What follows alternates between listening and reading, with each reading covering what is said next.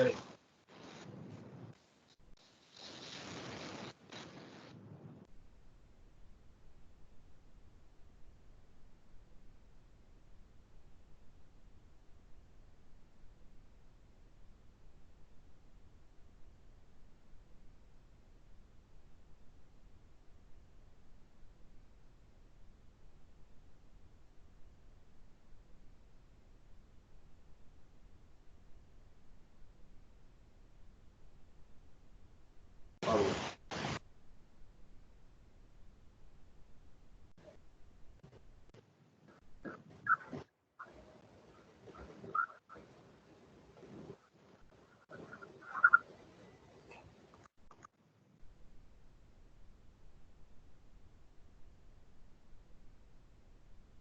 Pessoal, boa noite, tudo bem? Boa noite, professor. Joia. Pessoal, só lembrando, hoje é o último dia da entrega da provinha de vocês, dessa disciplina. E aí o prazo é até 11h45 da noite, tá? Então fiquem à vontade aí, se precisar.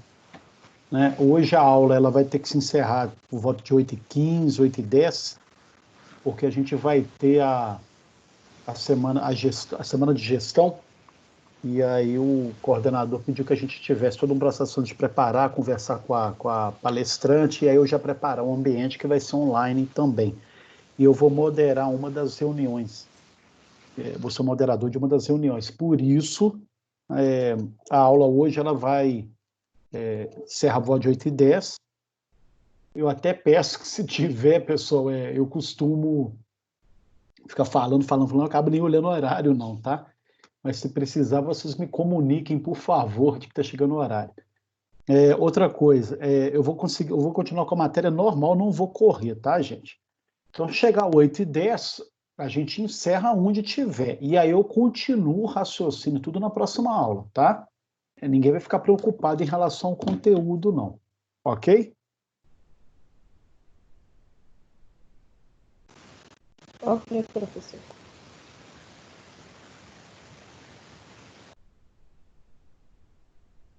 Mas a prova, vocês estão indo bem, pessoal?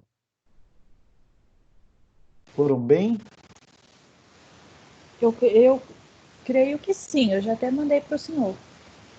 Alguns eu vi lá mesmo, tá? Ainda está faltando alguns, eles devem estar postando hoje. Hoje à tarde eu não entrei para verificar, não, mas deve estar tudo ok lá. Não, eu mandei tudo junto, enquanto as outras matérias e essa do senhor. Legal. Pessoal, vou Porque dar se mais eu um minuto. mandasse, Oi, Gislene, oi. Repete. se eu mandasse separado, aí eu achava que, assim, né, se eu poderia ter errado a matéria da prova. Aí é preferível ter mandado tudo junto. Assim, Ok, né, separado, mas as matérias tudo junto. entendi.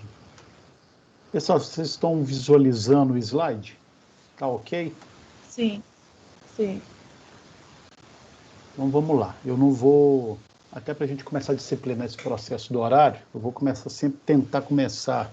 A gente fica querendo dar colher de chá, fica com dó de aluno que outro dia mandou para mim falando que só consegue chegar às 7h10, 7h15. Mas como a aula está sendo gravada, né, gente? Eu acho que a gente começa então no horário. O aluno que chegar atrasado ou não, ele pega dali daquele ponto, ele consegue recuperar ali aquele início ou não. Então eu vou começar a dar o teste sistemático até para evitar essa espera, delongar, ainda mais, principalmente hoje, né? Então, que tem essa demanda extra aí. Mas vamos lá. A gente encerra hoje, pessoal, a unidade 2, a seção 2.4 das chamadas atividades logísticas. Lembrando, elas têm esse destaque, atividades logísticas. Claro que a logística ela ultrapassa, extrapola sobremaneira essas 4 questões que aí estão.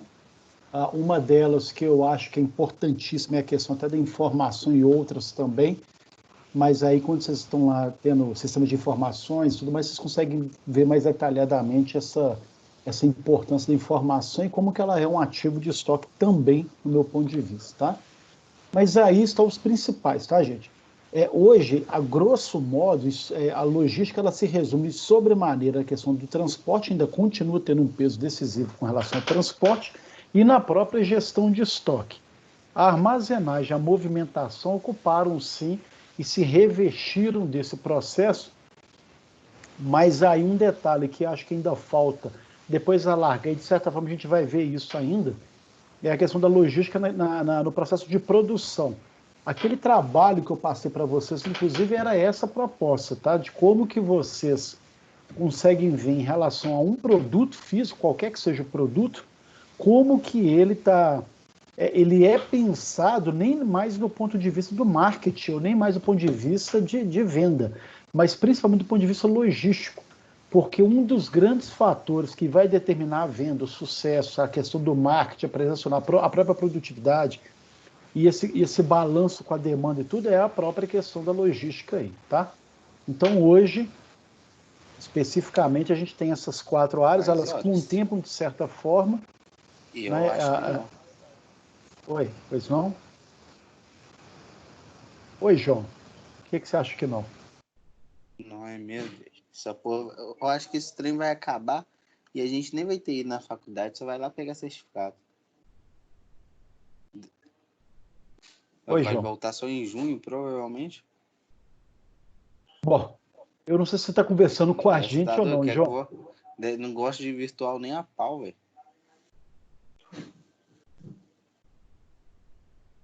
João Vitor? Deve voltar só em junho, ou então no final de maio. Bom, de qualquer forma, está previsto aí a semana, aproveitando que o João 4 deu de maio? essa entrada, está previsto dia 4 de maio. Mas eu acredito que possa ter um adiamento aí, tá? Mas voltemos ao conteúdo. Depois, qualquer coisa, ele manifesta aí. Então, pessoal, hoje a gente vai ver principalmente essa questão da gestão de estoque e lembrar que o estoque... Oi, pois não?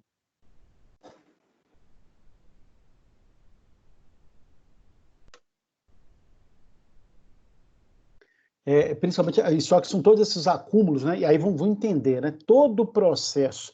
E o estoque ele vai pautar não só, e até antigamente ele era um processo muito voltado para a questão da venda, mas também para a questão da produção. Então o estoque vai ser o quê, gente? Todo o acúmulo daquilo que eu preciso para alavancar a minha venda e a minha produção, e hoje ele se reveste de outros processos mais importantes. Então o estoque vai estar aí. São os acúmulos de matérias-primas, insumos, todos os componentes que eu vou utilizar, produtos em processo que estão sendo processados, produtos acabados, né? E tudo isso que acontece em toda a cadeia produtiva e em toda a minha cadeia de suprimentos. Ou seja, desde a entrada lá no do subfornecedor, do fornecedor até meu cliente final, eu vou trabalhar sempre com esses processos, com esses cuidados aí, tá? E aí, o principal, então, que é o foco da gestão de estoque, é como que eu consigo regulamentar, controlar e manter certa quantidade desses itens, tá?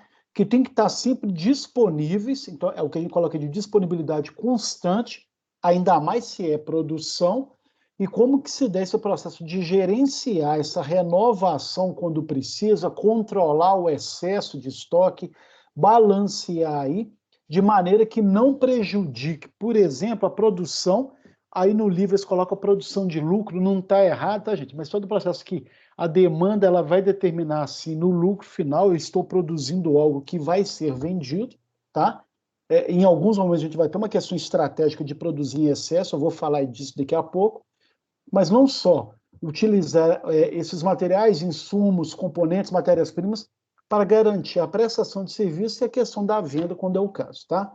Então, a gestão, ela se reveste dessa importância porque ela vai não só otimizar todo o investimento, eu ter uma clareza daquilo que eu preciso ter e comprar aquilo que se faz necessário.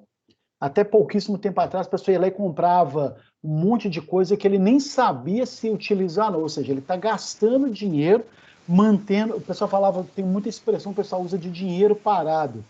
E, de certa forma, era assim, tá, pessoal?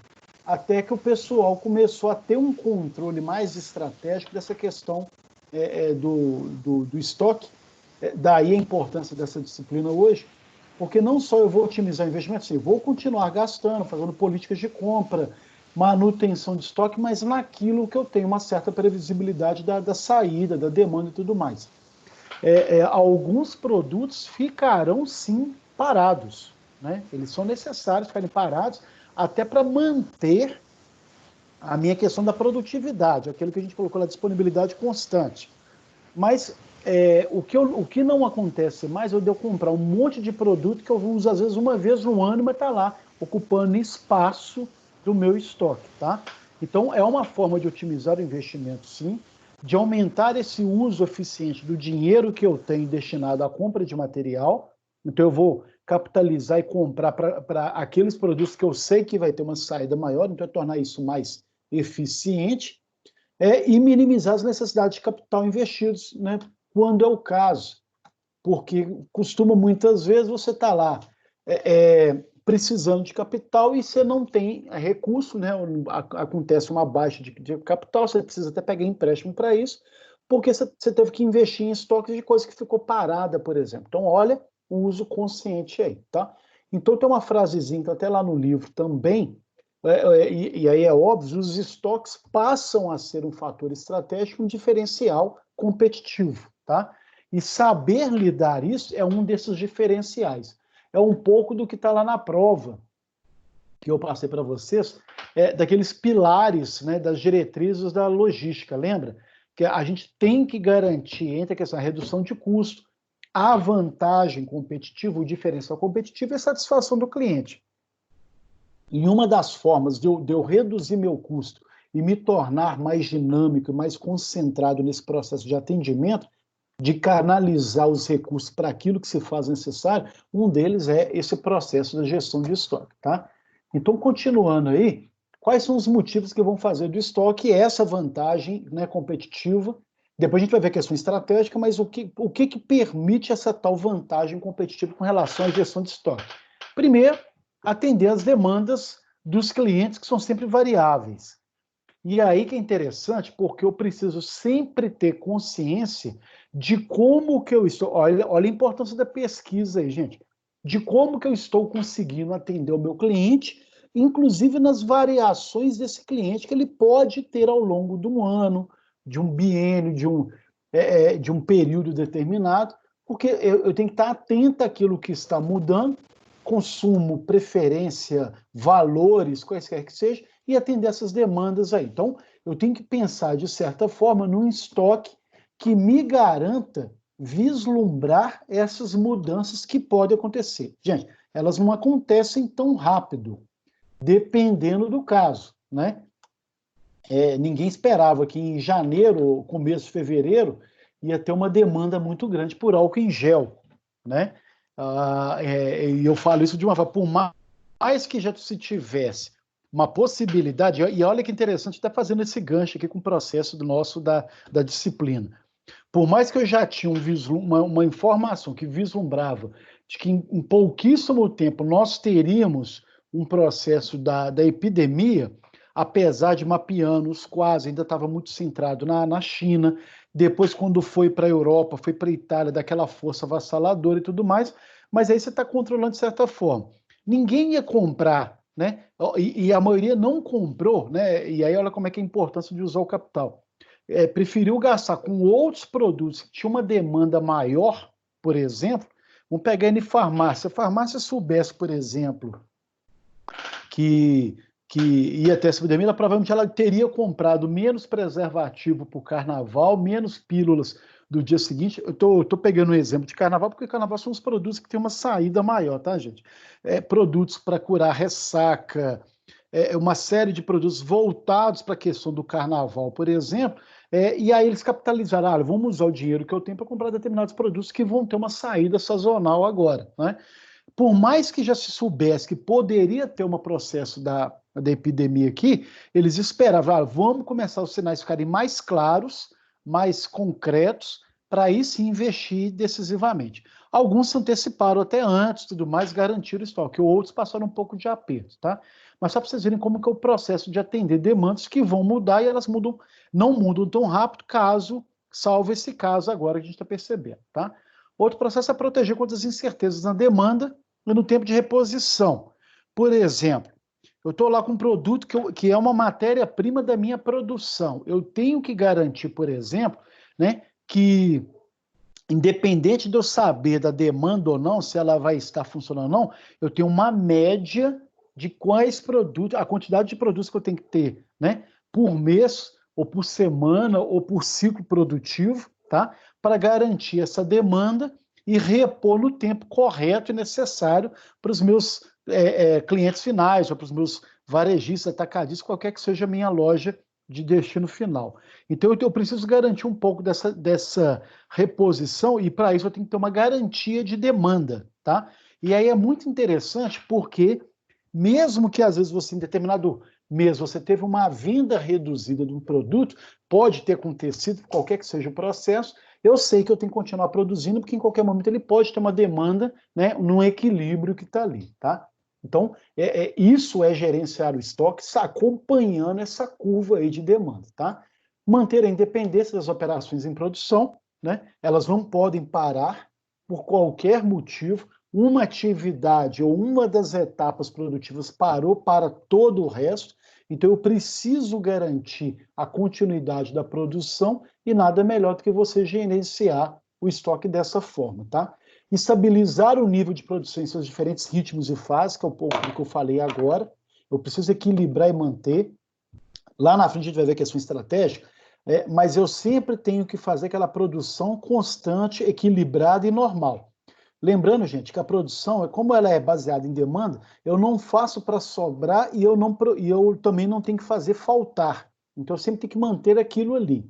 A menos que eu tenha uma tendência, e aí eu vou explicar isso mais à frente sobre essa questão de estratégia, eu já posso aumentar a produção, sim, e aumentar o meu espaço de estoque em produtos que eu sei que vão ter uma saída determinada lá na frente. Aí sim, nesse caso, eu posso garantir um pouco aí o aumento da produtividade. Mas fora isso, eu sempre mantenho um equilíbrio, uma produção, mantendo ali ritmo, fase produtiva e tudo mais, tá? Proteger-se dos aumentos de preços ciclos econômicos. Se eu sei que determinado produto, matéria-prima, vai ter um aumento, eu já tenho que garantir, então, uma compra maior. Por exemplo, aí uma informação até interessante. Todo começo de ano, o preço do papel, né, papel A4, chamequinho, qualquer que seja o processo, ele tem um aumento de 12 a 20 e poucos por cento. Isso deve ao quê? A procura, por exemplo, das fábricas, a produção de livro didático, material escolar, em que há um maior número de aquisições por conta dessa demanda que surge aí. Então, quem já vai trabalhar com produção, por exemplo, se antecipa, né? E lá em setembro, outubro, já está fazendo encomenda de papel para garantir esse processo aí. Então, eu sei que vai aumentar, nada como me antecipar, por exemplo, naquela matéria-prima, e aí sim eu vou ter que ter uma garantia de espaço para estocar um produto que vai ocupar um espaço, né, determinado lá e estratégico e necessário, tá? Ao mesmo tempo, para melhorar o nível de serviço, eu garanto que o estoque está ali, eu tenho todo um processo de equilíbrio, não tem que ter uma correria nem nada, consigo manter uma certa qualidade na prestação de serviço, então eu consigo manter esse nível, e serve como segurança, né, contra contingências, por exemplo, quando for o caso. Aí está o exemplo de greve, mas precisou ter uma ruptura, uma parada e tudo mais, o estoque está lá para garantir. Teve uma greve, por exemplo, de entrega de matéria-prima, por exemplo, né, qualquer que seja o setor ou não, seja o caminhoneiro, por exemplo. O que salvou muito naquela greve dos caminhoneiros? O fato de você, já ouvindo os primeiros rumores da greve dos caminhoneiros, né, já se preparar e conseguir estocar de uma maneira estratégica como segurança para quando acontecesse o fato. Então, a gestão ela tem esse processo que vai determinar essa chamada vantagem, né, competitiva. E os estoques eles vão ser classificados, gente, de acordo com a própria natureza aí, né, dos produtos. Então, os chamados matérias-primas, né, materiais e componentes comprados dos fornecedores ou dos fornecedores que vão estar lá garantindo. Eu gosto de citar fornecedores, que é aquele cuidado de eu saber qual é o produto que está chegando no meu fornecedor, né? Eu sei que alguns não têm tempo para isso, ou não têm estrutura para isso, mas cada vez mais se torna um diferencial. Eu saber quem é que abastece o meu fornecedor para saber se a qualidade, a garantia da entrega vai ser sempre a mesma, né? Essa constância aí, né? As matérias-primas, algumas têm que ser armazenadas na empresa, devido à sua característica mesmo de produção, então algumas coisas têm que chegar, tem que ter às vezes um tempo de espera, tem que chegar um tempo de climatização. A gente acha que não, alguns produtos, por exemplo, madeira, por exemplo, que você for comprar, quando ela chega, ela tem que ter um espaço e um tempo para ela poder se ambientar, né, de acordo com o clima do local onde ela está, para não sofrer variação de empena, rachadura, qualquer coisa do tipo. E matéria-prima é aquele que não sofreu nenhum tipo de processamento, gente. É por isso que a gente chama matéria-prima. A matéria primeira, aquela que está bruta, chegou lá. A gente fala até matéria virgem, que chega da forma como ela chega, e para aí sim ir caminhar para o processamento. Eu vou ter os materiais em processo ou semi-acabados, então são aqueles materiais que vão fazer parte do meu processo produtivo, então que vão sofrer pelo menos algum tipo de mudança, né, ou de processamento. Às vezes eles aguardam uma utilização posterior, dependendo, às vezes se eu tenho algumas etapas produtivas, eu tenho que ter um espaço para colocar ele na primeira esteira, paro, deixo ele um tempo de repouso, quando é um caso, de climatização, quando é um caso, de cura, por exemplo, que a gente trabalhou na aula passada, um exemplo, quando é o caso, aí depois ele continua num processo de continuidade, por exemplo, na produção, tá? Então, materiais que estão em processo, ou que estão em fase de elaboração do produto acabado. Eu estou desenvolvendo um produto, eu preciso finalizar, quais são os ingredientes que vão entrar, por exemplo, nesse produto, né? Eles já têm que estar lá disponíveis, por exemplo. É interessante, eu gosto de ter esse exemplo. Alguns, por exemplo, assim, quando você vai trabalhar com hortifruti grangeiros, e ainda mais quando é cítricos, além de você ter lá a fruta in natura que você está conservando, tem que ter um lugar apropriado para isso, e existe também um processo que eles passam uma cera no final. Vocês já repararam que no supermercado a laranja e o limão é quase um espelho, né? De tanto que brilha, né? Aquilo ali é uma cera que eles passam até para garantir conservar o produto e evitar que ela sofra algum tipo de deterioração nesse produto que está lá no supermercado, por exemplo, tá? Então, essa cera que eu utilizo, que aplica um jato dessa cera na fruta que acabou de ser colhida, medida, verificada a qualidade, passa por esse processo dessa cera. Então eu tenho que ter esse estoque dessa cera para mim. Imagina eu mandar uma fruta que não acabou a cera e aí manda sem esse tratamento, por exemplo, né? O impacto disso pode acarretar na perda do cliente, no prejuízo do cliente que comprou de você, porque o produto não foi totalmente acabado, né? A fase final de acabamento, então uma série de processos aí, tá? Então, olha a importância de ter esse material lá aguardando para ser utilizado, tá? Isso por causa do processo de produção ou semi-acabado. Aí vou ter os produtos que são auxiliares em manutenção, então peça de reposição, material de limpeza, material de escritório, material de segurança, que são os EPIs, tudo isso é para alguma manutenção. Todo mundo aqui sabe a importância, por exemplo, de você estar lá. Até o exemplo do papel que eu dei, você está lá desenvolvendo um trabalho, então aí acaba o papel, né, no escritório e tudo mais. O impacto do tempo, você tem que parar para ir lá, buscar o papel, para requisitar um papel, tem um controle, geralmente o pessoal tem um controle muito grande do material de escritório, por exemplo, às vezes pode ter ali minutos, horas ou dias que você perde para a reposição desse material, tá? Material de limpeza, um produto que não pode faltar, não sei se isso é brincadeira à parte, mas é o pó de café nos escritórios, né? Se não tem café, dá até greve, dá até motim, né? Então você tem que ter sempre um cafezinho lá. Para a parada acabou, você já vai lá preparar o café e tudo mais.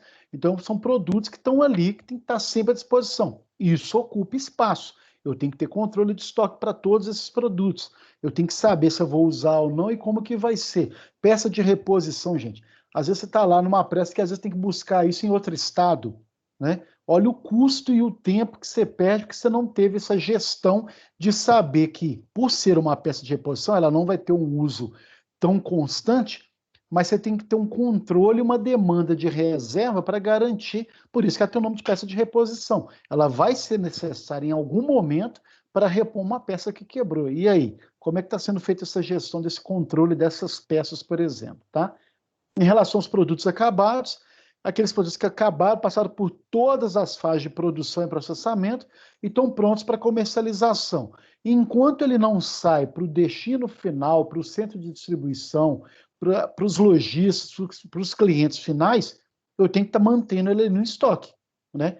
Num processo de uma espera até para... A gente viu na parte de armazenagem e de transporte que a maioria está ali esperando para esse processo de alimentar e retroalimentar as empresas que vão buscar os produtos comigo. Enquanto eles estão indo lá buscar, está lá esperando em determinados locais estratégicos e eu tenho que fazer o controle disso, tá?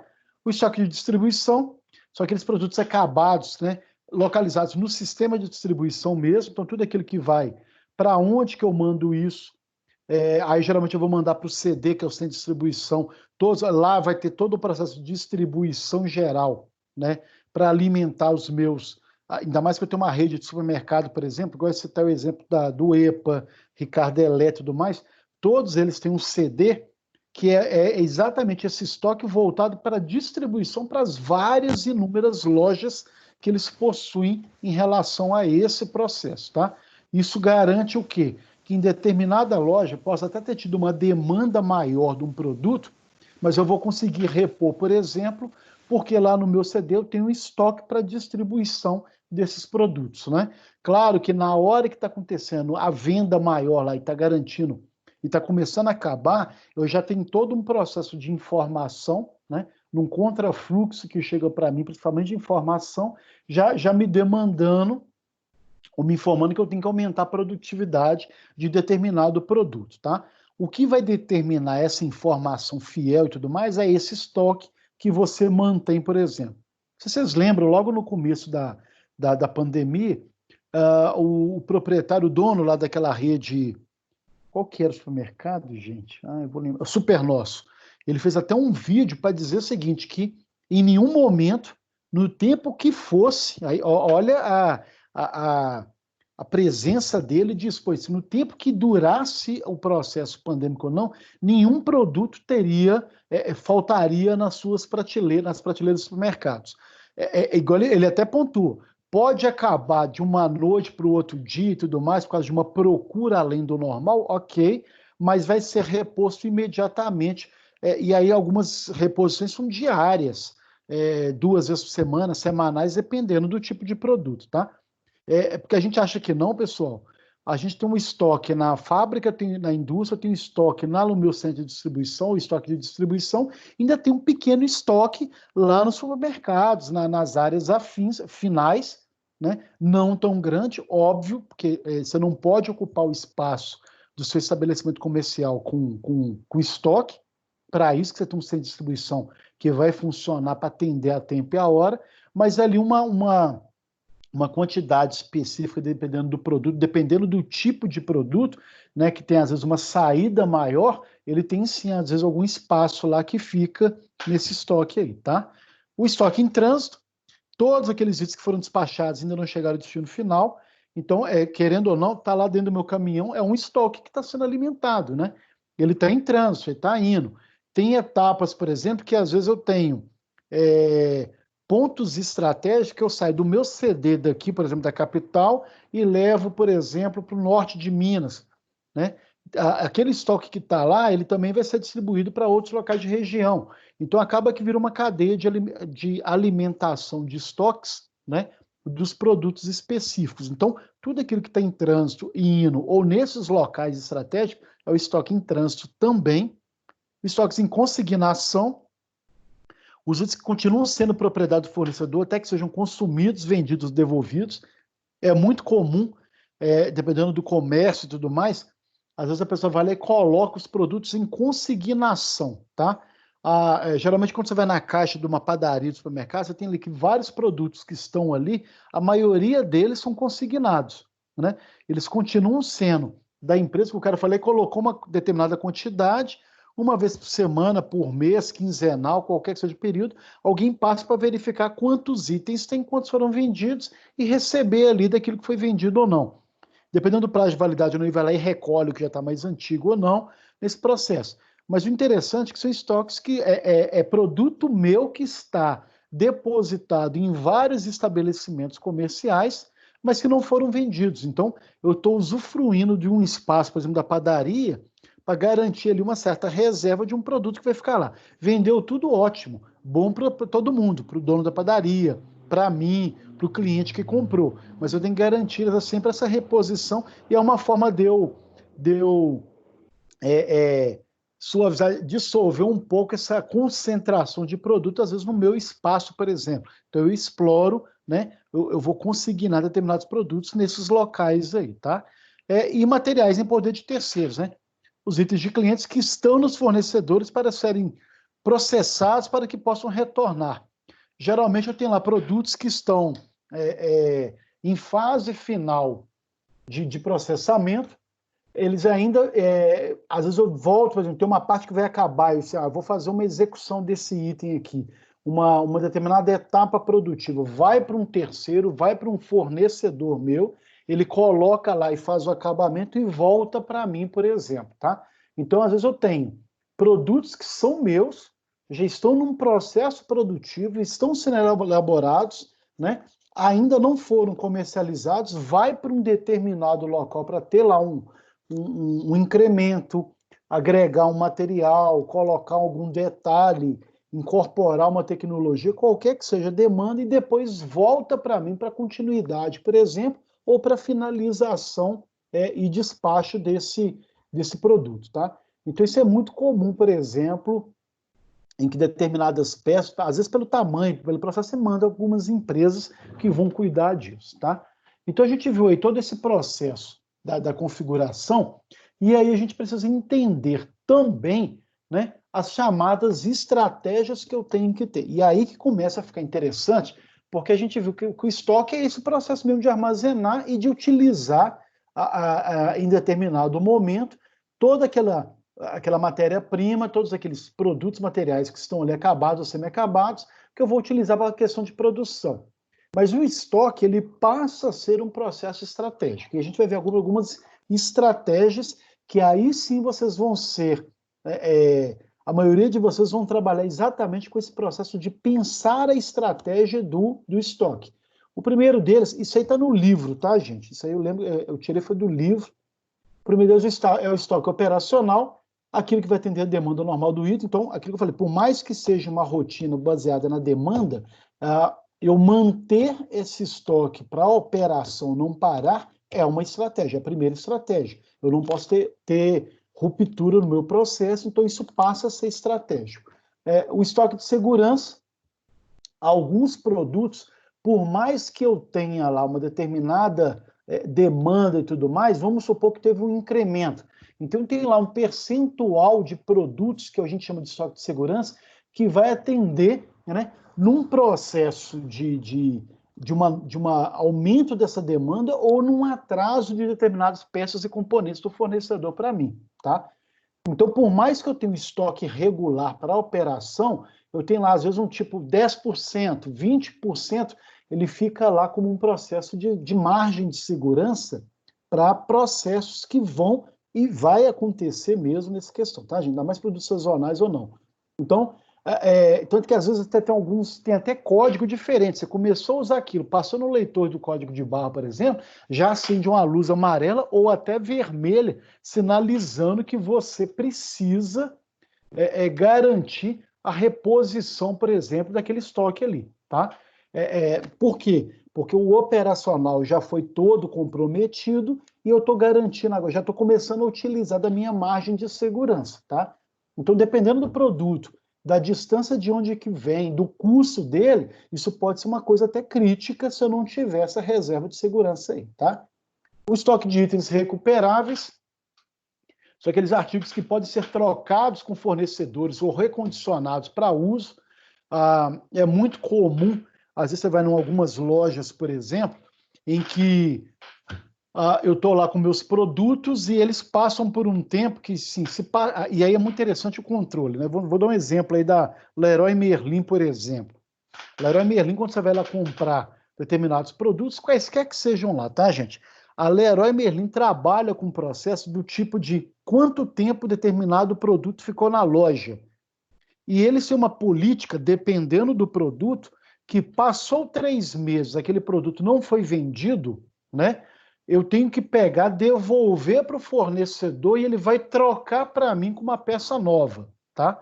Pode ser a mesma peça, pode servir para então, mas porque alguns clientes eles gostam de olhar, por exemplo, data de fabricação. Por exemplo, se eu for comprar e olho lá num códigozinho que aquele produto tem mais de 1 ano ou 2 anos que está parado lá naquela loja, esse produto tem mais de 1 ano que foi fabricado e está aqui na loja. Eu posso achar que é um produto velho, um produto que não está assim, tem muito tempo que ele está parado, pode ter sofrido alguma bala, qualquer que seja o produto, tá, gente? Isso é muito comum isso. Então, o que eu faço? Eu já combino com o fornecedor, falo, olha, eu vou vender o seu produto, sim, eu comprei por ele, eu paguei por ele, ele já está comprado, em cima de uma demanda que eu tenho, passou 3 meses, ou essa demanda não foi satisfeita, né? Não vendeu por qualquer motivo que seja e tudo mais, vai ter uma troca desse produto por outro idêntico ou não, ou por algo melhor ou não, tá? Então isso é muito comum, pessoal, dependendo do nível de exigência da clientela, que cada vez é maior, tá? E é muito comum, às vezes você vai comprar, por exemplo, uma ferramenta, algum produto elétrico, aí estou citando o exemplo da Leroy Merlin, você pode saber que os produtos que tiverem lá tem um prazo de no máximo, aí depende, tá, gente? Depende no máximo 3 meses, 6 meses, mas dificilmente passa disso aí, tá? Então é por isso que a gente chama de itens recuperáveis que, mesmo eu tendo comprado fornecedor, há um contrato que ele aceita trocar aquele produto se ele vai ficando muito tempo parado lá na minha loja, por exemplo. Esse parado aí, gente, pode ser de repente assim, surgiu um produto incremental ou algo que incorporou, ou algum concorrente que incorporou, por exemplo, um diferencial num produto específico, o pessoal deixou de comprar o meu, né? Aí o fornecedor ele tinha que estar atento a esses diferenciais competitivos, né? E já se antecipar para mim e falar assim, olha, houve uma melhoria em determinado produto que você tem na loja, eu vou trocar por você, ou vou recolher os antigos e tudo mais. Empresas que pensam à frente do seu tempo já conseguem fazer isso, né?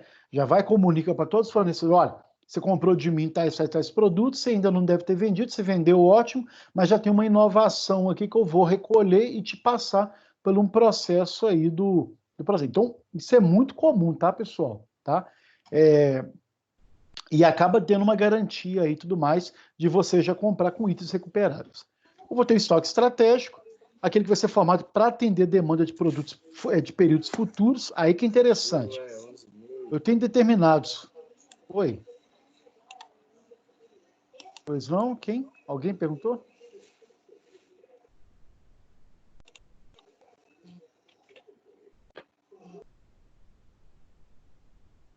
Retornando. Então, o que é o estoque estratégico? Aí, gente, que é interessante. Se eu já percebo que, dependendo da área, seja um produto sazonal ou não, através de uma informação, eu percebo que eu vou ter uma demanda de produto lá na frente, eu já começo a estocar, né? Eu aumento a minha produtividade, continuo mantendo o mesmo número que eu mandava para os meus centros de distribuição, para os meus clientes normais, e estou estocando isso na minha área produtiva. Por quê? Eu sei que vai ter uma demanda, um aumento de valor, vai ter uma procura maior de determinado produto, então vai aumentar a demanda, logo vai aumentar o preço. Então eu já consigo estocar aquele produto que foi fabricado num preço X para vender ele um pouco mais caro mais na frente, tá? É muito comum, gente, vamos pegar o exemplo aí. Se pintar agora uma notícia de que a gasolina vai aumentar, a maioria dos postos de gasolina, uma semana antes, eles vão continuar vendendo o mesmo tanto ou até vender menos. Olha, acabou a gasolina na bomba, acabou na bomba tal, acabou. Ele está mantendo lá aqueles tanques cheios com mais gasolina. E eles, eu já vi isso, até posto anunciar que não tinha gasolina, né? 2 dias antes, por exemplo, daquela greve, ou até durante o período da greve dos caminhoneiros, a maioria lá tinha um limite de venda por dia, porque eles sabiam que no outro dia o preço da gasolina ia estar mais caro, o combustível ia estar mais caro, e ele ia vender aí por uma fração de centavos a mais, tá? Então eles fazem um estoque estratégico para isso. Eu sei que vai ter a entre-safra do feijão. Vocês podem ter certeza disso, gente. Muitos desses supermercados e tudo mais, já sabendo que época de chuva eu vou ter uma perda significativa de alguns produtos, eles já enchem os seus estoques desses produtos, por exemplo, feijão e tudo mais, porque sabe que vai ter. E aí eles continuam escondendo o produto lá. Porque sabe que vai ter uma demanda, um aumento natural de demanda, porque o produto vai ter um esvaziamento natural em qualquer comércio na região, e o supermercado depois começa a colocar ali e desovar do que estava no estoque, um processo com preço maior e melhor, tá? Então tem uma questão estratégica aí sim, tá? Tem o especulativo, que é formado para obter ganhos adicionais por aumento de preço, né? Que é um pouco daquilo que a gente falou mesmo. Eu sei que vai ter um processo e tudo mais, eu já começo a criar, às vezes, criar uma demanda a isso. Não sei se vocês lembram, um ano e pouco atrás, gente, teve uma inflação, pessoal, o tomate foi o vilão da inflação. Foi o tomate e o feijão, se eu não me engano. E aí foi interessante porque em nenhum momento faltou tomate, não justificou a busca desenfreada de tomate, por exemplo, nos supermercados. O pessoal falou que o tomate estava acabando, né? E aí depois eles foram descobrir que foi uma especulação mesmo para poder provocar um aumento no valor. Logo nessa pandemia, no começo, vocês ficaram vindo lá, teve especulação em relação ao papel higiênico, alguns produtos básicos de álcool, luva. Teve gente que aproveitou para poder falar assim, olha, vai faltar determinado produto, o pessoal ia lá e comprava, né? Ainda mais o consumidor final, ele vai e compra como uma forma. Então tem gente que às vezes trabalha com esse processo especulativo. Isso é crime, dependendo do caso, tá? Mas você consegue sim trabalhar e gerenciar nesse processo, né? Até dentro da lei, sim, quando você sabe que vai ter determinadas questões que vão ser especuladas ou não. Por exemplo, a gente está vendo, acompanhando aí agora, essa semana, se vocês viram lá, o petróleo foi vendido a preço negativo, né? Ou seja, o produtor de petróleo estava ele estava te pagando para você levar o petróleo dele, né? Parece lógico, né, e absurdo, mas o que é isso? São aquelas promessas de compra futura, né?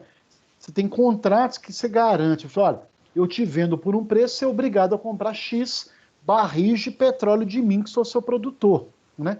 E aí o que acontece? A pessoa é obrigada a cumprir o contrato. Sim, eu garanto que mil barris por mês eu vou comprar. Nesse processo de pandemia, que está tudo parado, está sobrando combustível nos postos. Ninguém está abastecendo. E a pessoa que fez um contrato com a produtora, tem um contrato que tem multa, gente, né? Você é obrigado a comprar, eu te garanto um preço aí fixo ao longo do ano, mas você é obrigado a comprar comigo X, né? A quantidade específica desse produto. Como está tendo muita demanda, teve donos de posto de distribuidora que começaram, então, assim, a vender. Olha, estou vendendo, quem quiser comprar, eu estou pagando para poder vir buscar o petróleo. Porque ele não tinha espaço, ele não tinha estoque para armazenar aqueles 1000 barris de petróleo que ele estava garantido no contrato, que vai chegar na porta dele e ele é obrigado a colocar para dentro. Aí que entra uma análise interessante. O custo de espaço que eu tenho, compensa alugar um galpão ou não? Qual que é o tipo de local para armazenar isso? Pode ser qualquer local ou não, né? Então chegou num ponto que eles deram de graça e pagaram, olha, se você vier buscar o barril de petróleo para mim aqui agora, eu te dou um desconto de X. Então teve gente que estava dando assim, chegou a custar menos de $17 o barril, né? Para estimular o pessoal a ir lá buscar, para esvaziar o estoque desse distribuidor, para ele poder receber a demanda futura que ele tinha lá, que já estava acordado em contrato. O valor que ele perderia pagando a multa na demanda futura compensou e muito ele dar de graça ou vender barato. Não se enganem, se ao longo desse mês não resolver isso, daqui a um mês pode ser que tenha de novo, geralmente acontece chegando no final do mês, tá, gente? Por volta do dia 20 e tudo mais, pode acontecer de novo de ter, não ter esse distribuidor não ter espaço ainda e ter que repetir de novo essa ação, por exemplo, de petróleo negativo. Tá? Então, tudo isso aí tem a questão de especulativo também, que eu posso usar para especulando em cima de um processo que eu sei que vai adicionar aí um ganho pelo aumento de preço específico ou não, tá, gente? E o estoque excedente, artigos obsoletos, estragados e tudo mais, que, querendo ou não, acaba virando uma mina de dinheiro. Então, eu tenho que saber aquilo que está se tornando obsoleto ou não, aquilo que está estragado, e tentar tirar uma estratégia disso. Não sei se vocês já viram, em alguns hiperatacados, alguma coisa, ou empresas que vendem de tudo, né, e tudo mais, às vezes tem lá uma seção de leves defeitos, né, que é o LD lá que o pessoal fala assim, são produtos que teve um arranhão numa determinada coisa, uma amassadinha aqui que às vezes é imperceptível, alguma coisa, que você coloca lá num preço, você não dá de graça, mas às vezes você coloca um preço que às vezes é 10, 15, 20% mais barato, dependendo do produto. Você às vezes coloca até um preço mais atrativo, que algumas pessoas vão comprar, aí tem um processo de transparente. Olha, ele tem um pequeno defeito, né? Por isso que ele está barato. E você vai comprar, e aí você até assina lá, que você sabe que tem um determinado estragozinho lá, um determinado defeito, você compra por isso. Isso é uma forma de você tirar o seu estoque de produtos que às vezes poderiam ficar lá parados eternamente porque estavam lá, ou perderam a serventia, ou o uso específico estragado. E aí, gente, que entra a questão. Você está sabendo que determinado produto vai perder uma certa atratividade ou vai se tornar obsoleto por qualquer motivo, é hora de você, por exemplo, né, colocar isso como um produto de venda rápida. É o caso que a gente citou recentemente sobre a questão de um produto que eu sei que vai vencer, eu já paguei por ele. Ele não é recuperável. Se eu não vender ele, eu vou ter uma perda ali, né? Então você pega com um tempo antes, com a margem de segurança, e anuncia ele mais barato, por exemplo, né? Ou põe num preço mais barato. Por isso que é normal, quando a gente chega lá, você tem produtos similares que tem variação de centavos no produto, porque alguns que estão um pouco mais baratos, eles já estão caminhando para uma data de vencimento, né? Vai vencer mais rápido do que outros produtos. Então, às vezes você põe lá 2 centavos mais barato, 5 centavos mais barato, 10 centavos mais barato, dependendo do produto. Aí você já coloca lá um mês antes, 20 dias antes, e aí já começa com essa política. Então você percebe que o artigo vai vencer, mas vai se tornar obsoleto ou não pode ser vendido, comercializado, você já começa com essa política interna lá do seu controle de estoque. Aí olha a importância da gestão de estoque para isso. Você tem que mapear tempo, qual produto de qual que é o lote de determinado produto, por exemplo, que vai vencer, né, daqui a 30 dias. Vamos pegar o mesmo exemplo do feijão aí. Então você chega lá, tem o feijão carioquinha, que é o tipo de feijão, você já sabe que tem uma certa faixa de preço, você coloca ele lá com 5 centavos mais barato, 3 centavos mais barato. A gente acha que não, tem gente que olha essa diferença dos centavos, tá? E aí você já começa a colocar numa política de desova, né? O termo é um pouco esse mesmo, tá, gente? Para quê? Como forma de garantir que as pessoas vão comercializando ele. Passou ali, chegou com 10 dias, ainda continuam com um estoque considerável desse produto, aí você faz algo mais agressivo, né? Você coloca lá uma banca no meio do supermercado, por exemplo, e faz, gente, nesse próximo minuto, quem levar o produto X vai levar aí com um desconto de 50%, 20%, qualquer que seja a oferta, tá, gente? Falou que é liquidação ou oferta, o pessoal leva até sem precisar, tá? Então, quem às vezes compra um pacote de feijão, né, e dura ali 1 mês, 2 meses, dependendo do consumo, a gente vai levar 20 pacotes de feijão, porque está aproveitando um preço do mais, né? Ele está ali, claro, ele está ciente que tem um processo ali de validade, né? Mas ele comprou e tudo mais, ele vai acabar consumindo esse processo, que é uma forma de acelerar isso aí, tá? Então, a forma de gerenciar isso, que está estragado ou que vai se tornar obsoleto ou vencido e tudo mais, é uma forma de você gerenciar isso, tá? Então, a gente viu que essa estratégia é importante de se gerenciar os estoques, o tipo de produto, de negócio, estratégia vai ser de acordo com a escolha do momento, do fator decisório, de uma determinada sazonalidade, de um processo que está acontecendo, então você tem que mapear, porque nem todos os produtos, nem todos os negócios, nem todas as estratégias vão acompanhar, né? Pode mudar num ano de acordo com a sazonalidade ou não, então você tem que estar atento a isso. Nem sempre vai ser da mesma forma, porque isso vai acompanhar o tipo de situação, de localidade e por aí vai, tá? Deve-se comprar e produzir somente o que será vendido, então eu tenho que garantir isso, a menos que eu esteja garantindo um processo de armazenagem para venda por um preço mais valorizado mais à frente, lembrando que eu só compro e produzo, eu vou comprar do meu fornecedor exatamente aquilo que vai ser produzido, para evitar essa quantidade de itens sobrando ou prejuízos que está aí, tá, gente? O maior prejuízo, igual a pessoa fala, é dinheiro parado? Sim, estoque parado é uma perda de dinheiro. A menos que tenha esse uso estratégico aí, sim, né? Ele é um dinheiro parado, um dinheiro que você poderia estar usando para outra coisa, você comprou para ficar com peça parada lá e tudo mais, tá? Então eu tenho que ter sempre essa ciência, essa consciência plena de só comprar os insumos que vão me atender a determinado processo, né, para não ficar sobrando muito. O foco meu tem que ser no atendimento dos clientes, né, na hora certa, para atender um processo. Então, a gestão de estoque ela é estratégica para poder garantir que o meu cliente esteja pegando o produto naquele momento que ele criou expectativa. Aquilo que eu já falei numa aula passada, que é muito frustrante e para mim é um erro assim terrível. A pessoa está lá, você está comprando, a pessoa está pagando ali na hora e daí a pouco vira você, acabou no estoque. Como assim? Cadê a informação desse processo? Então a gestão de estoque ela passa a ser estratégica nisso, né? Até a pessoa, vou ter que te devolver o dinheiro. Então, por mais que você devolva o dinheiro da compra que está ali sendo feita naquela hora, passa uma péssima imagem de uma falta de organização, de você não saber que o determinado produto que a pessoa veio comprar e que você falou que tinha e vendeu, na verdade não tinha, tá? E também garantir a distribuição de uma maneira rápida e eficaz, porque a gente já viu isso, né, tanto no transporte ou na armazenagem, que isso acaba sendo uma vantagem competitiva eu entregar determinado produto, né, na hora ou até mais rápido do que o meu cliente está esperando, por exemplo, tá? E aí, pessoal, dentro dessa estratégia, o que vai determinar esse meu processo aí do estoque, tá? Eu vou ter dois sisteminhas aí que vão ditar isso. Eu vou ter o pull push. O que é o pull? Sistema puxado.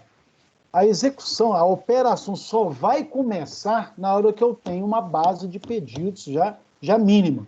Ou seja, eu já sei que aquilo que eu estou produzindo já foi vendido, tá? Já foi solicitado. Eu já dei exemplo aqui de carro, por exemplo, né? A maioria das empresas automobilísticas, elas usam isso hoje. Você vai comprar um carro, você tem lá uma série de condições, um valor interessante, mas aí você recebe do vendedor, né? Só, olha, o seu carro vai estar disponível para você em 2 meses, 2 semanas, 3 meses, depende muito do tipo de veículo e da época, tá, gente? Da época do ano. E eles fazem isso de propósito, porque nesse período aí de 2 semanas, 3 meses, 2 meses, 1 mês que seja, né? Eu estou juntando o máximo possível dos pedidos do mesmo modelo para garantir lá a produção. Então, isso é um sistema puxado. Eu vou colocar na linha de produção aquilo que eu sei que já está demandado, né? Então, para isso permite o quê? Estoques menores de produtos semi-acabados, eu não fico garantindo, guardando peças. Imagina quantidade de carro que é produzido e aí ele é colocado naqueles pátios e tudo mais, né? E se eu não tivesse esse controle, eu tinha que ter pátios e pátios e pátios para garantir. Se a gente passa hoje na frente da Fiat ali, e você vê aquela quantidade de carro lá parado, aquilo ali já, a maioria ali, quase todos ali, já estão demandados, ainda utilizam um pátio daquele tamanho. Imagina uma produção de quase 5 mil carros por dia, 3 mil carros por dia. Eu tenho que ter local para colocar isso. Imagina se eu não tivesse esse cuidado, por exemplo, quantidade de espaço, de gerenciamento, de gente, né, de manutenção, quando teve aquela chuva de granizo famosa de alguns anos aí para trás, tanto que a Fiat colocou e construiu aqueles várias cobertas, aqueles várias torres para armazenar carro, pela quantidade de carro que foi danificado por isso. Imagina se eu não tivesse esse controle então, tá? Então o sistema puxado ele é necessário. No livro, se eu não me engano, é no livro mesmo, acho que é. Tem um exemplo de pizza, né? Você vai comprar uma pizza, a pessoa só vai montar a pizza. Sim, é na página 119. É isso mesmo? É no livro mesmo, não é? Quem que Sim, falou? sim. Jesus, É a Josi. Ô, José, eu acho que é no livro mesmo que tem isso, se eu não me engano. Tem muito tempo que É, eu não. Lá tem as pizzas, é um a processo produção ótimo. puxada. Se você não compra pizza ali naquela padaria ali na esquina, gente, aquela Pão Divina ali, que lá às vezes o cara tem lá várias pizzas montadas, que é até um exemplo ótimo, ele já tem várias ali, porque ele sabe que algumas ali vão sair, dependendo do preço, são as que ele mais tem saído. Agora, se você for comprar uma pizza, a pessoa vai esperar você fazer o pedido para ele montar a pizza, para não ficar com aquele negócio parado lá, esperando uma boa vontade de alguém de querer aquele sabor, por exemplo, né? Imagina pizza de aliche, que eu sei que todo mundo adora, né? Pizza de aliche, né? Imagina se toda pizzaria fosse montar uma pizza de aliche e colocar lá esperando alguém comprar. Não ia vender, tá? Então, sistema puxado. O sistema empurrado já é o contrário. A execução ela é mantida mesmo eu não sabendo a demanda. Mas é possível isso? Sim, né? Eu trabalho com uma previsão em cima aquilo que eu falei. Eu sei mais ou menos quais os tipos de produtos que vão ter uma saída aí, né, normal, e que dependendo da característica do produto, ele pode esperar lá 1 mês, 2 meses, aquela coisa toda. Por exemplo, produto de limpeza que se você for aí no supermercado, né, você vai comprar, ele mantém a mesma produtividade, está lá. Eu vou comprar um shampoo. Eu não sei quem é que vai comprar shampoo, não. Então, eu já produzo o material numa quantidade específica e já coloco lá. Não vendeu, eu posso retornar, recolher aquela coisa toda. Claro que dependendo do produto, eu posso desenvasar, envasar de novo numa outra embalagem, mudar a data de fábrica, de vencimento, ver se não teve nenhuma deterioração do produto, alguma coisa nesse sentido, tá? Mas é muito comum isso, às vezes, você pega aí a Hellmann's, né? A gente sempre usa o exemplo da maionese Hellmann's, a empresa ela não está esperando, assim, será que vai vender ou não? Não, eu já tenho uma quantidade específica que eu sei que vai ser demandada, né? E aí você já está atendendo ali dentro daquela previsibilidade, tá? Então você tem uma previsão e aí você faz alguns estoques no decorrer da cadeia, porque eu preciso manter essa política de produção, né? Manter ela, porque é ela que vai me dar um retorno, por exemplo, né? Da continuidade. Então eu vou fazer estoque e aí vou usar o meu estoque exatamente para isso, tá? Para garantir que essa demanda não sofre nenhum tipo de abalo, tá?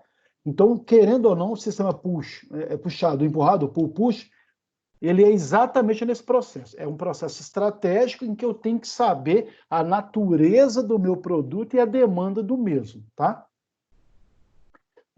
E aí, deixa eu voltar aqui. Nesse processo aí de continuidade, Professor, dentre as... Oi, pois não. Alguém? aqui Pois é. aqui é a Josi. Aqui tá falando que é o sistema empurrado, tá dando um exemplo de buffet e restaurante, que é Ótimo. self-service. Ótimo, excelente. Porque é a mesma coisa. Se eu estou lá, eu tenho um restaurante, eu estou servindo lá arroz, aquele arroz. Eu não vou produzir o arroz ou um tipo de prato esperando alguém demandar. Ainda mais self-service, gente. Se você chegar lá, você pode notar que sempre tem alguém lá que já está de olho para ver se está acabando, daí a pouco já vem alguém com uma panelinha para completar aquele menino. Ele trabalha no sistema empurrado. Eu tenho que ter uma certa previsão por uma média histórica, quantos pratos, quantos quilos de arroz eu tenho que fazer. Pode até acontecer de um dia específico determinado produto acabar, né? Aí você já tem que estar mais ou menos prevenido. Olha, eu coloco como é que chama que as panelas de alumínio? Aqueles panelões de alumínio lá, eu faço um a cada 1h30. Um exemplo, tá, gente? Eu sei uma média de consumo. De repente, com meia hora, acabou aquela ali. Eu já estava com a outra preparando, legal. Então, já acende um processo. Olha, já antecipa e já começa a fazer uma outra, porque está havendo uma demanda mais do que o normal. Mas ele é o quê? Eu já trabalho com uma alimentação de um buffet que vai estar lá. Eu não sei qual que vai ser utilizado ou não, o que vai ser consumido ou não, mas eu já tenho que estar lá com tudo pronto e preparado e já tenho que ter as reservas daquele produto, porque vamos supor que vai. É o caso, por exemplo, eu sei que vocês adoram jiló e pepino, né? E aí acaba sempre, né, gente, no buffet, né? Então, Imagina a pessoa, ela está lá, ela tem uma previsão, eu vou colocar lá um tabuleiro lá de pepino, por exemplo, né? Eu sei que um tabuleiro basta para o refeitório por dia, ok. Mas se com meia hora acabou, você pode até substituir por um outro legume qualquer, enquanto está providenciando mais pepino, por exemplo, tá? Então é um processo que você trabalha um pouco com essa previsão de algo que vai sair.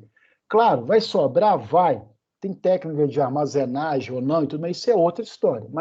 Mas alguns produtos vão sobrar, sim, mais do que isso. Às vezes você usa à noite, você usa algum outro processo. Então, aquele restaurante popular da prefeitura, eu acho interessante isso, porque eles têm eu não sei como é que funciona aquilo ainda, tá, gente? Eu sei que você tem um almoço lá horário do almoço, e à noite geralmente tem uma sopa, um caldo, um jantar, que geralmente é isso. Geralmente o caldo é feito com a maioria das sobras dos produtos que sobraram do almoço.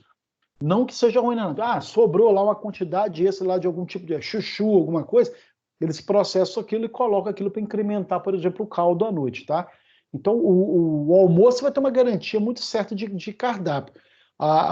O sopão à noite ela já vai ser mais ou menos baseado naqueles produtos que sobraram, que é uma forma de reaproveitar o alimento que está ali, tá, gente? Ok? Obrigado aí, viu, Josi, por esse exemplo aqui, é ótimo, né? Só para ilustrar mesmo, tá?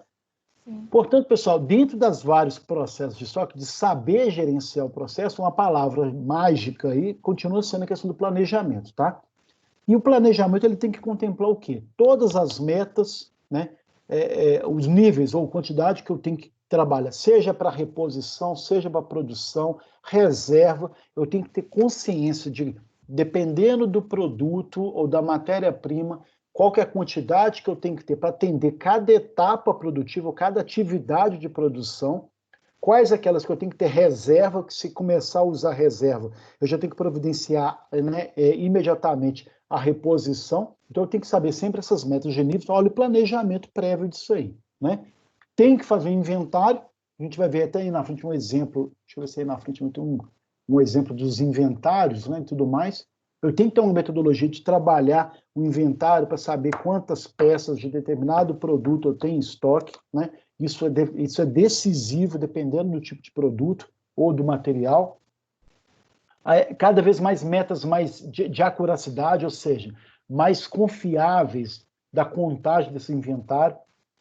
A acurácia é um dos processos de eu ter certeza que aquela conta ela está certa, para evitar de eu comprar muito a mais ou de comprar a menos. Então tem todo um processo de eu trabalhar um pouco isso. As políticas exclusivas, né, para itens importados, como é que eu vou lidar com isso, como é que eu vou trabalhar com isso. E é interessante, a gente está vendo agora, o dólar está indo a 5,30 e poucos, se eu não me engano, foi o 5,37 que estava aí, dos últimos que eu vi. Compra ou não produtos importados agora, né?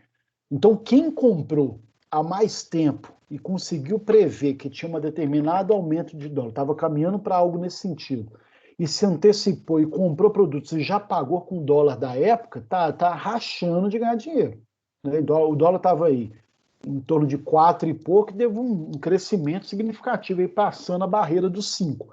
Quem se antecipou e comprou produtos que estavam em estoque e que já foram pagos no dólar lá atrás, ok, está ganhando dinheiro agora. Então, você pode notar que está tendo muitas propagandas de alguns produtos que são importados, que é o pessoal que se precaviu e conseguiu incorporar o estoque dele. Vai faltar, ele está vendendo por um preço, às vezes pode até vender com um preço um pouco mais barato, mas porque o dólar que ele já pagou já ficou lá atrás há muito tempo, vamos supor que ele comprou a dólar a 4,20, ele vendendo a 5,20, está ganhando R$1 a mais. Então, mesmo o dólar estando a 5,37, ele anuncia lá um valor que tem um pouquinho de desconto, né? Mas é uma forma de trabalhar um pouco essa questão de itens importados. Da mesma forma, é o contrário. Eu tenho que saber lá, se eu estou precisando sempre de alguns produtos que o componente ele é importado, eu já tenho que aproveitar, às vezes, a época de caiu o dólar, né? Então é o momento de você fazer grandes compras com um dólar que caiu, para evitar de você ter problema lá na frente, não só para garantir o preço quando o dólar subir, mas se aproveitar um processo. Então, muita gente está deixando de comprar dólar agora, e aí vai chegar uma hora que a própria moeda vai cair até por conta disso, porque o pessoal está deixando de comprar porque o dólar está caro, então vai chegar uma hora que vai estar sobrando muito dólar, eu vou ter que precisar depois repor, e vai acabar inundando o mercado com muito dólar, forçando a queda do valor do mesmo. Tá? Então, por isso que está tendo essas políticas de sobe e desce. Então, caiu um pouco, aí, gente, pode saber, caiu 10, 15 centavos, muita gente vai executar política de compra como forma de garantir a reposição desse estoque. Comprando muito com dólar, o dólar volta a subir. Por isso que essa curva constante aí, tá? E as metas de nível de atendimento, ou seja, definir o nível de serviço específico para cada cliente naquilo que eu tenho que atender. Então, eu tenho que planejar para saber quais são os processos que eu estou trabalhando, seja prestação de serviço ou um produto que deve ser entregue, para atender o cliente. O que eu preciso saber para poder conquistar aquele cliente? Qual o tipo de material, qual o tipo de produto que eu tenho que ter para evitar de furar com ele, para evitar de ter algum problema, né, de garantir a oferta desse produto sempre que ele procurar. Então tem todo esse processo de buscar atender o cliente naquilo que ele está buscando. Se o cliente manifestou a vontade, entrou no seu estabelecimento, vai comprar determinado produto, você tem que ter ele lá, tá? Então é uma forma de você garantir que esse atendimento funcione, né? E para isso eu tenho esse cálculozinho aí, gente, que é a meta de giro de estoque. O que é isso? Eu pego, às vezes, um consumo médio anual, aí está anual, gente, mas dependendo do produto, ele é semestral, ele é mensal, tem até produto que é diário. Então eu vou ter lá um consumo médio diário com estoque médio que eu tenho para saber, então, qual que é o meu giro de estoque, para saber qual que é a hora de eu começar a repor ou não esse meu estoque, tá? Então é um cálculozinho bem simples. Eu pego o meu consumo médio, é isso que vai determinar, por exemplo, o meu sistema empurrado, né? Qual que é o meu consumo de produto de shampoo ou de maionese, por exemplo, ao longo do ano, do semestre ou do mês? É X. Então o que eu tenho que ter para manter esse estoque médio, né? Aí você tem todo um cálculo que é feito para isso, tá? E aí, finalizando, pessoal, né? Vai coincidir a gente terminar aqui, aí de novo, lembrando que eu vou terminar por volta de 8h15, por causa da semana de gestão hoje. Aproveito para pedir para que vocês se inscrevam e participem lá, tá? Cada vez mais a gestão de estoque ela se revestiu de um processo de se tornar cada vez mais confiável, evitar de ter furo, como era muito comum no passado, tá?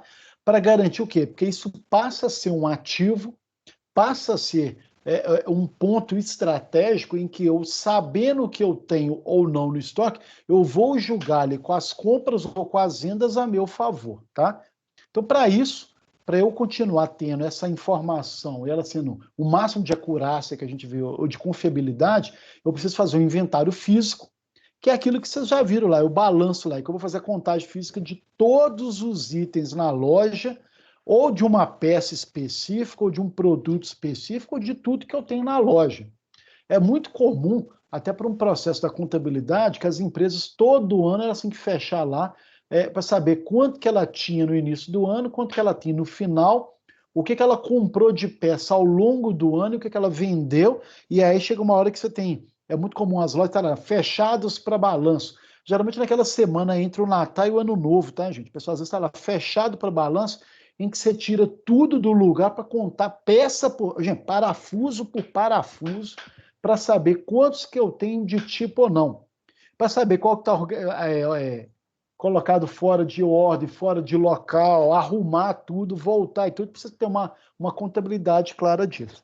E essa contagem aí, essa apuração desse inventário, né, permite que eu verifique, então, como que está esse meu estoque, e aí eu preciso, determinado produto vou ter que comprar ou não. Então, eu estou dando um exemplo contábil aí, tá, gente? Estoque contábil, mas dependendo do produto, eu vou ter que ter uma garantia desse produto ao longo de um mês, por exemplo, ou do dia, dependendo, tá?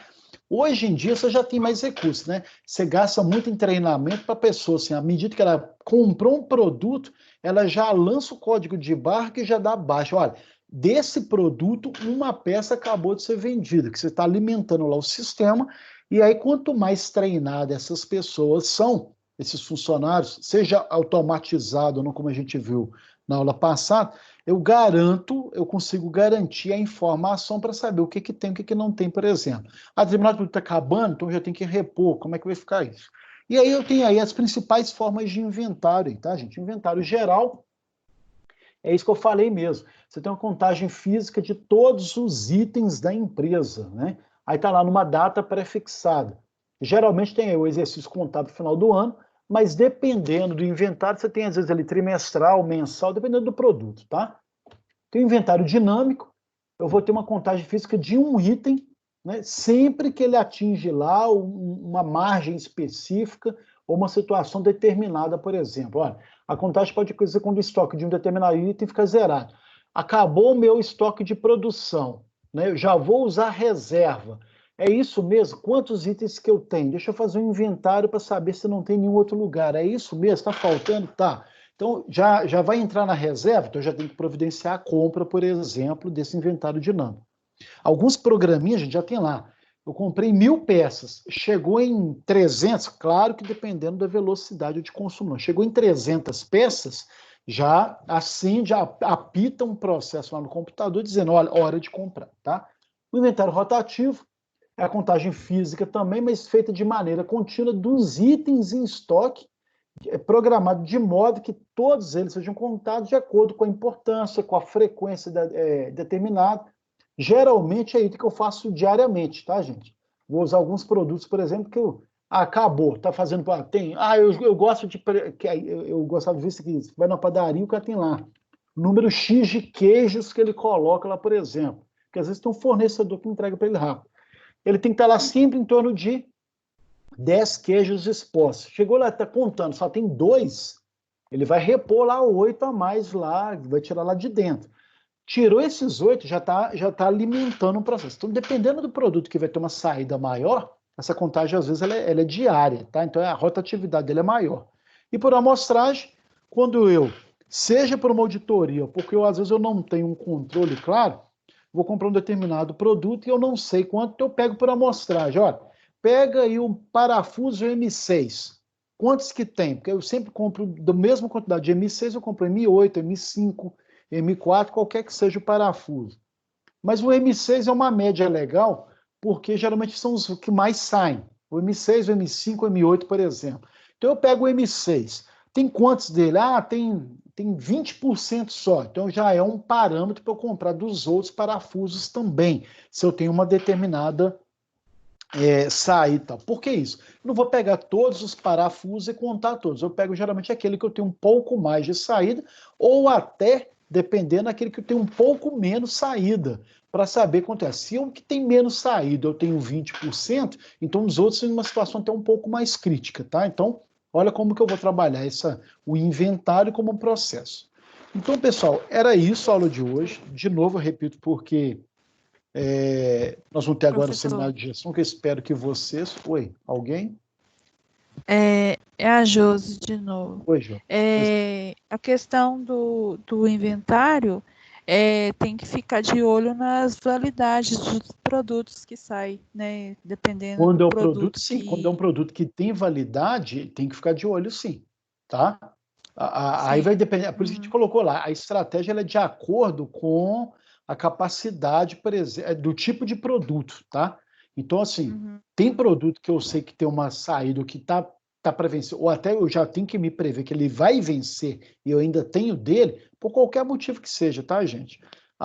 Teve uma Aí promoção. tem que fazer o PVPS, Sim, né? né? Você Que é trabalha o com isso? primeiro que... Sim. Explica para o pessoal, então, o que é o PVPS.